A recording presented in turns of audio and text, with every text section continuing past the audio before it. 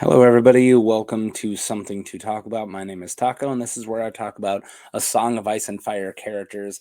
And we have our first Karstark for you, which is pretty cool. So, yeah, let's. Hi! How's it going? Welcome to Something to Talk About. My name is Taco. And yeah, we're talking about Arnolf Karstark. If you've never been here before, let's just read this. You got this? Pause this. All right, cool. I'm coming off of being sick. So if I'm a little loopy, that's why. I also am going to film a bunch today. So this is good. I don't have long to do them. So let's see if we can get through them. But first, we were talking about Arnolf Karstark. That's right. The first Karstark we're talking about, Lord, in quotation marks, Lord Karstark, and I'm excited. He's kind of like an old, treacherous kind of jerk, and I'm all for it. So, bear with me if I'm not as fun and cool and funny as normal. I'm getting off of being sick, so we'll see how long I can do this. But yeah, let's just get in there. Just go up north, head up north to the land of the Karstarks. All right. Lord Arnolf. Lord Arnolf. All right. Arnolf Karstark is a member of House Karstark and an uncle of Rickard Karstark. He's the one that gets, little from Rob. So this is that guy's uncle. All right. Let's click this again. There you go. He is the only. He is only the Castellan of Carhold, but the followers of Stannis Baratheon refer to him as Lord Arnolf as a courtesy. Arnolf is a gaunt, crooked, and bent old man from age. I don't know why I said. Yeah, I'm already reading this wrong. He walks with a blackthorn cane. His left shoulder is half a foot higher than his right. All right. Arnov has a scrawny neck, squinty gray eyes, and is a few white hairs away from being completely bald.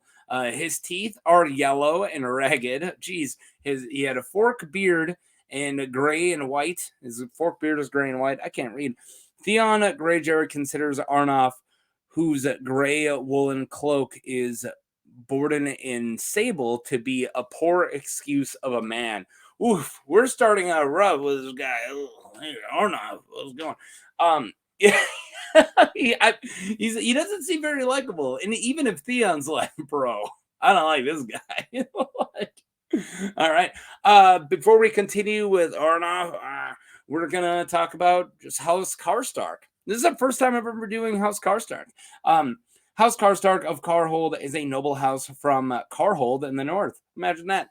They were founded as a cadet branch of their overlords, the Starks of Winterfell, and are among the principal bannermen. Their sigil is a white sunburst on black, and their motto is the Son of Winter. The Karstarks descend from Carlin Stark, a younger son of Winterfell, possibly around 700 BC before the conquest. Carlin put down a rebel lord and was granted lands for his valor. The castle he built near the Grey Cliffs was named Carl's Hold, but it soon became Carhold. And over centuries, the Carhold Starks became the Karstarks. That makes sense. Karstarks are big, fierce men, bearded and long-haired with brown hair and blue eyes. Lord Rickard Karstark and his daughter Alice have long, narrow faces, like the Starks. Karstarks and their men wear thick cloaks made of pelts of seals and bears and wolves, or black woolen cloaks patterned with a white sunburst. All right, so they're supposed to be big and fierce with blue eyes. Not Arnolf. He's not big, he's not fierce, and he's got gray eyes. He's like that. So he maybe once was, 50 years ago, but now he's just an old man. All right, so Castellan of Carhold. Arnolf became the Castellan of Carhold when Lord Rickard Karstark and his three sons, Heron, Eddard, and Torrin, marched south with with Robb Stark during the War of the Five Kings. Rickard was eventually executed at River Run for treason by Robb. Whoa, spoilers. Eddard and Torrin were killed during the Whispering Wood, and his last surviving son, Heron, is a captive of the Lannisters at Maidenpool. After Stannis Baratheon sends a declaration of his arrival at Castle Black and a demand for fealty, Arnolf is the only northerner to respond favorably to him, pledging Stannis his support. So since Jon Snow, the new Lord Commander of the Night's Watch, has rejected Stannis' offer of becoming Lord Winterfell, Stannis leans towards offering it to Arnolf. All right, what did I say? So he was not even close to the succession, right? His nephew's the Lord. His nephew had 3 sons and a daughter. Nephew goes south with Robb with all of his sons. Nephew dies, not in this order. 2 sons die, nephew dies, and then like the oldest son, Heron, right? Is that Heron? Gets captive. So he's still technically not Lord of Carhold because held captive is the real Lord of Carhold. Like he's the heir. That guy who's held captive is the Lord. But he doesn't like that. So he's gonna try to get it. He's kind of a conniving, scheming old man. All right. Both sides. Reek, Theon, but this is when he was very in his Reek stage. This is the first Reek chapter that this takes place. Is taken out of the dungeons by the Kidwalders, the good old Kidwalders, and is taken before Ramsay, who is with Arnolf Karstark and Hother Umber. Although Reek does not recognize them, Arnolf recognizes Reek as Theon. Hother Umber are seated next to next to Ramsay. I think I meant to say him and Hother Umber are seated next to Ramsay during the feast held at the Dreadfort during Ramsay's marches to Mount Caelan. Before Ramsay marches to Mount Caelan. There we go. Arnolf writes to Stannis and the Boltons writes to Stannis that the Boltons left the strong Dreadfort with only 50 men. However, back at the wall, Jon convinces Stannis to recruit the northern mountain clans to liberate Deepwood Motte from the Ironborn instead of going straight to the Dreadfort to spring the trap. At Barrowton, Theon learns from Roose Bolton that Arnolf is conspiring against Stannis. Roose intends for Arnolf to betray Stannis when he marches on Winterfell. He is upset that Stannis didn't take the bait. All right, what am I talking about? So when Stannis is like, hey, I'm up at the wall, like, who wants to serve me? Arnolf is like, I will. And then he's like, oh, by the way, the Dreadfort, they left like no one. Just saying. And Stannis is like, all right, cool, we should take the Dreadfort. And a lot of his men are like, cool, we should take the Dreadfort. And Jon's like, I wouldn't. I just have a hunch. Just go and get some mountain clansmen and go and take Winterfell instead. And then later, Theon / Reek is with Roose, and Roose is like, dang it, why didn't they take the bait? So he's working with Roose Bolton and is giving Stannis misinformation. All right. Now let's talk about Alis at the wall. So this is his great niece, Arnolf's great niece. So Rickard Karstark's daughter. And yeah, I love Alis. Alis at the wall. Alis Karstark, the daughter of late Rickard, flees from Carhold for the protection of Jon Snow at the wall. He recognizes her as Alis Karstark when she comes in, having met her before when they were both children. When her father brought her to Winterfell in hopes of negotiating a marriage between her and Robb. She warns him not to let Cregan take her back with him when he arrives. I'll get to Cregan in a second.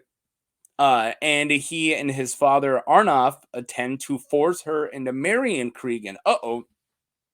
Arnolf only declared Arnolf only declared a Carhold for Stannis in hope that it would provoke the Lannisters to execute Heron. Wow, that's dirty.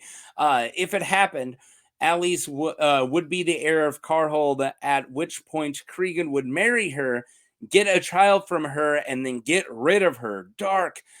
Jon offers to write Stannis about the matter on her behalf, but Alis reveals that the Karstarks are playing Stannis false. They have been in league. They have long been in league with Roose Bolton and are only waiting for his word to betray Stannis. Alis entreats Jon to protect her, pleading that he is the only hope that she has left. I'm sorry, I can't read today. It's probably bad. I was planning on filming more. I don't know if I'm gonna. I can't read. All right. So Alyce Karstark, right?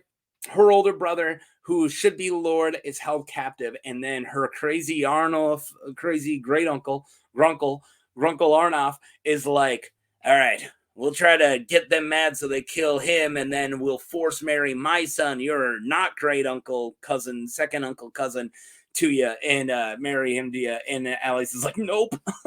And she runs, and she heads up to the north and asks Jon Snow for protection. And Jon Snow does that. Jon Snow's a good guy. So right after her is Cregan. So Cregan at the wall. Cregan followed his niece, great niece, half niece, one of his nieces, Alyce to Castle Black a day after her arrival. Jon met him before he could reach the fortress and imprisoned Cregan and his men in the ice cells. Whoa, at the wall. Knowing that Stannis will execute Cregan when he learns of the betrayal, Jon tries to get Cregan to take the Black and accept Alyce's claim to Carhold. Yeah, man, join us. Cregan will not hear about it, but Jon thinks time spent in the ice cells might change his mind. Yeah, because it's hell. Melisandre conducts a marriage ceremony between Alyce Karstark and Sigorn of Then. That's the picture I have. I love it. The new Magnor of Then. Jon Snow has ordered Clytus to dispatch a raven to Deepwood Motte in order to warn Stannis of Arnolf Karstark's treachery. So, yeah. Cregan shows up. Jon immediately takes him hostage and tosses into a cave, and he's like, why don't you just stop messing with her? Why don't you join us? You can hang out. You can be a Night's Watch. And the guy's like, F no. I'm going to go up there and force my great niece, half niece, second cousin niece to marry me. He's like, well, that's a way worse thing to do. So let's get back to good old Grunkle Arnolf. Grunkle Arn.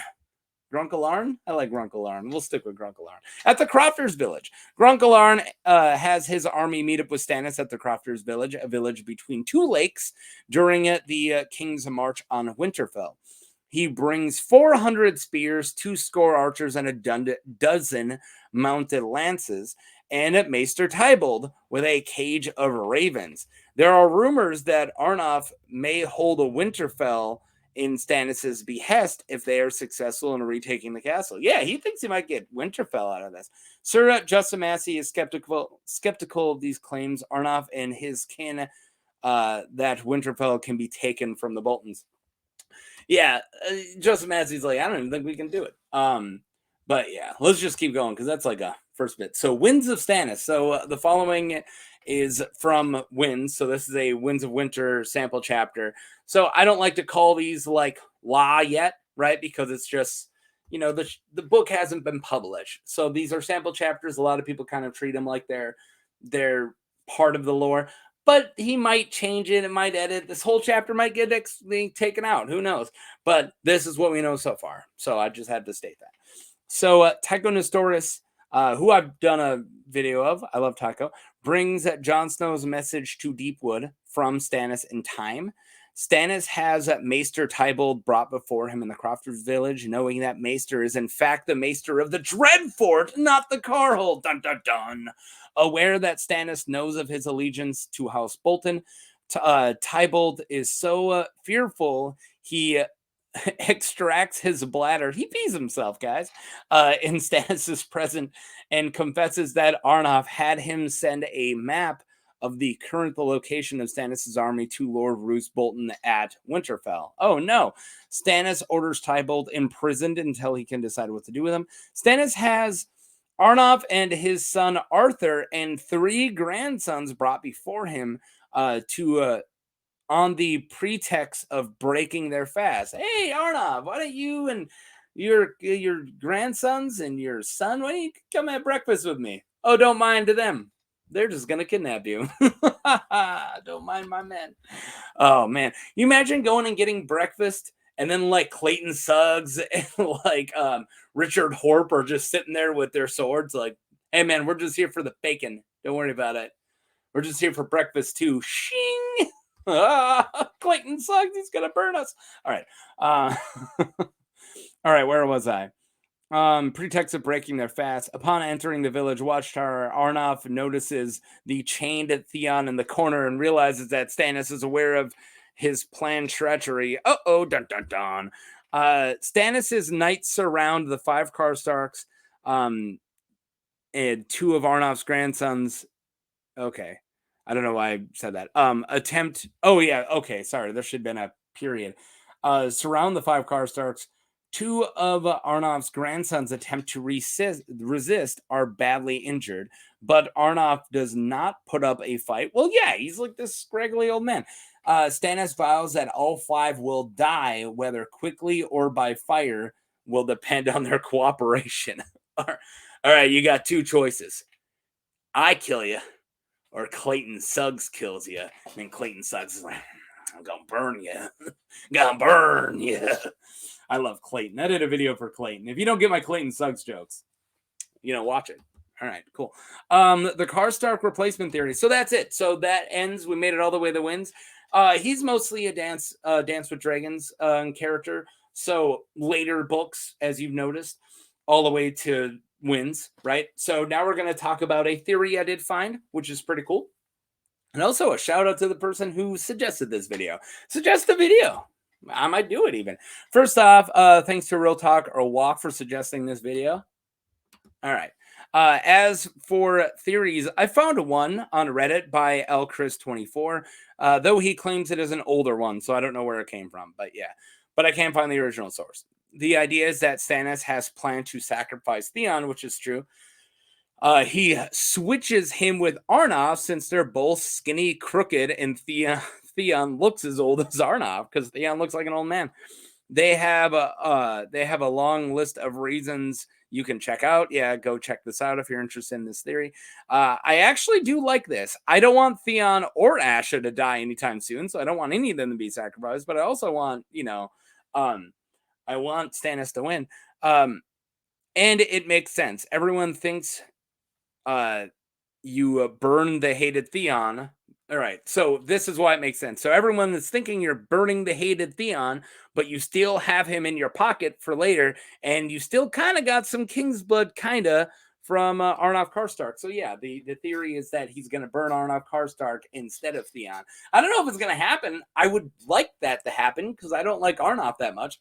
Sorry, I'm not wishing for people to get burned or anything, but however they end up sacrificing, I'd rather it be somebody who isn't Theon or Asha because I like them both. So yeah, there you guys go. So kind of good character. Didn't take that long either, so we're good. Hope you guys enjoyed it. Arnolf Karstark finally went up north again and finally covered a Karstark. And yeah, let me know what you guys think, if there's any characters you guys want me to cover. And if this is your first time, hi, click like, subscribe, do all that stuff. And even if this isn't your first time, click like and comment. I love talking to you guys. All right. What should I say? Peace. Arnolf Karstark. Peace.